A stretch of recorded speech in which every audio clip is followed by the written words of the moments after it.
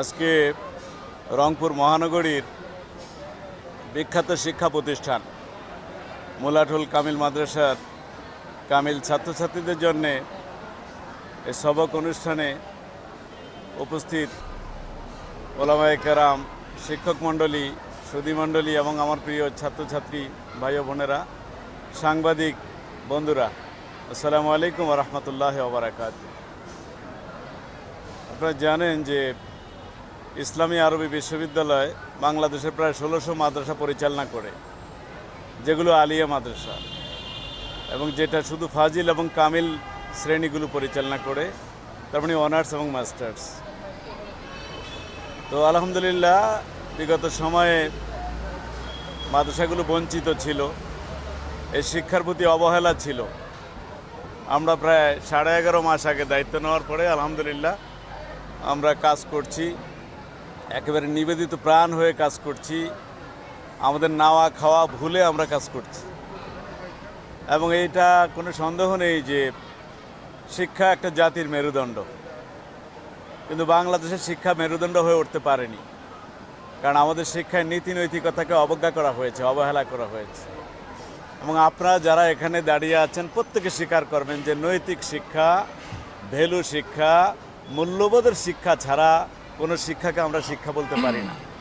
যে শিক্ষা আমাদেরকে ভালো মানুষ বানায় না, যে শিক্ষা আমাদেরকে আদর্শ নাগরিক বানায় না, যে শিক্ষা আমাদের চরিত্রকে সুন্দর করে না, যে শিক্ষা আমার বড়দেরকে শ্রদ্ধা করে না, ছোটদেরকে স্নেহ করতে শেখায় না, আমাদেরকে ঐক্যবদ্ধ পারস্পরিক সমঝোতা সহমর্মিতা শেখায় না, সেটা কোনো শিক্ষা না।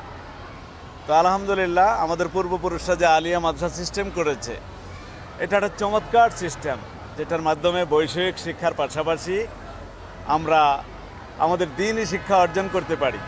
এবং আমাদের পূর্বপুরুষরা এবং বর্তমানে হাজার হাজার ছেলে মেয়ে আলিয়া মাদ্রাসা থেকে পড়ে গিয়ে ডাক্তার হয়েছে, ইঞ্জিনিয়ার হয়েছে, দেশের বড় বড় নেতা হয়েছে, আমার ডানে বামে বহু লোক আছে, এবং সমাজপতি হয়েছে, বড় বড় গবেষক হয়েছে, শিক্ষক হয়েছে।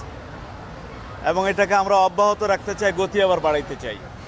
এবং আলিয়া মাদ্রাসার একটা ঐতিহ্য আছে, আপনারা জানেন ঢাকা আলিয়া মাদ্রাসা ১৭৮০ সালে প্রতিষ্ঠিত হয়েছিল।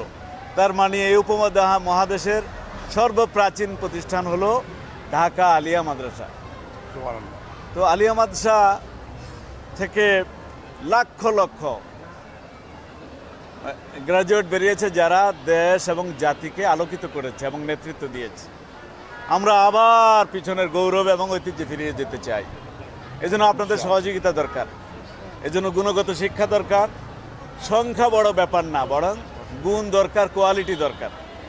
তো আমি মনে করি যে এই সমাজকে আলোকিত করার জন্যে প্রচার মাধ্যমের কর্মীদের বিশাল ভূমিকা আছে। আমরা প্রত্যাশা করব আপনারা আমাদের এই ইসলাম প্রচারের কাজে ইসলামী আরবি বিশ্ববিদ্যালয়ের আমরা যে সেট আপ আছি, আমরা যে চেষ্টা করে যাচ্ছি, আপনারা আমাদের পাশে থাকবেন, সহযোগিতা করবেন।